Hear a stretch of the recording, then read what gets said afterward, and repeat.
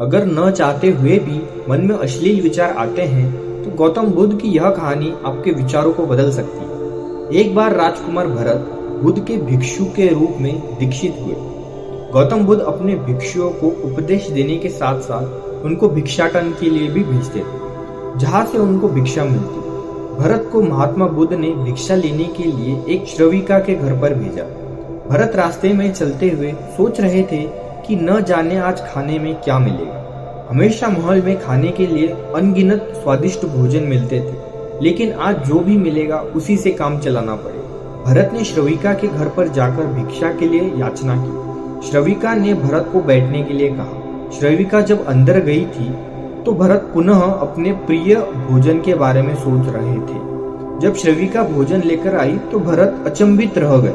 भरत अपने प्रिय भोजन को देखकर खुश हो गए। भरत भिक्षा ग्रहण करने लगे। भिक्षा ग्रहण करते हुए भरत सोचने लगे कि उनको हमेशा खाना खाने के बाद कुछ समय विश्राम करने की आदत है, लेकिन आज उन्हें यहाँ से खाना ग्रहण करने के बाद धूप से होकर वापस आश्रम पहुँचना है। भोजन हो जाने पर श्राविका ने भरत को कुछ समय विश्राम करने के लिए आग्रह किया। भरत पुनः खुश हो गए। सारी इच्छाओं को पूर्ण होते देख भरत इसको एक संयोग मानकर कुछ देर के लिए लेट गए। लेटते हुए भरत सोचने लगे कि आज तो सोने को मिल गया, लेकिन मेरे सर पर हमेशा के लिए छत का साया तो मिट गया है। जब भरत सोकर पुनः उठे, श्रविका ने कहा कि आपको जब तक यहाँ पर रहना है आप यहाँ पर रह सकते हैं। अब भरत समझ गए कि यह कोई संयोग नहीं है, श्रविका जरूर मेरा मन पढ़ रही है।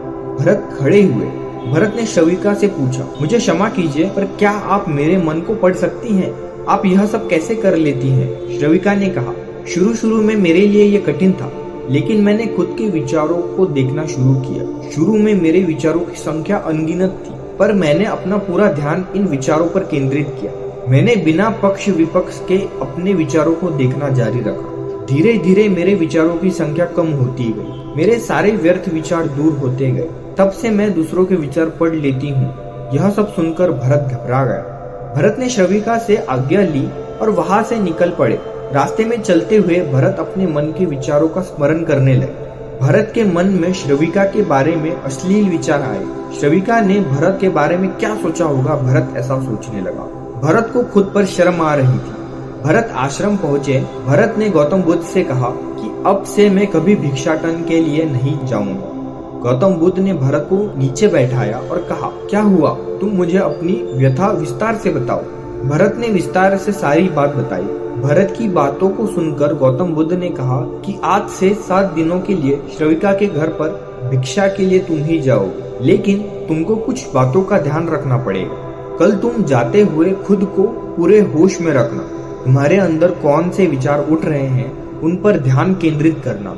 होश पूर्वक और जागृता के साथ ध्यान करना कि कौन सी आसना तुम्हारे भीतर उठ रही है। इन सभी का ध्यान करते हुए जाना और फिर मुझे अपने विचार बताना। अगले दिन भरत बुद्ध के बताए अनुसार पूरे मार्ग में अपने होश को जागृत रखते हुए चल रहा था। भिक्षु आज पूरी तरह से जागा हुआ था। जैसे ही श्रविका का घर नजदीक आ रहा था, भरत की घबराहट बढ़ रही थी। भरत ने अपनी घबराहट को एक तरफ करते हुए बुद्ध के विचारों पर ध्यान केंद्रित किया। जब भरत श्रविका के घर पर पहुंचा तो उसके दिमाग में केवल एक सन्नाटा था, जिसके भीतर कोई वासना नहीं, कोई कामना नहीं, ना कुछ पाने की इच्छा थी। भिक्षु भरत ने भिक्षा ली और वहां से वापस निकल गए। आज भरत रास्ते में नाचते हुए आया। आज उसको जिस आनंद की अनुभूति हुई वो अद्भुत थी। आज से पहले इस आनंद को उसने कभी महसूस नहीं किया। भरत ने आश्रम जाकर बुद्ध को प्रणाम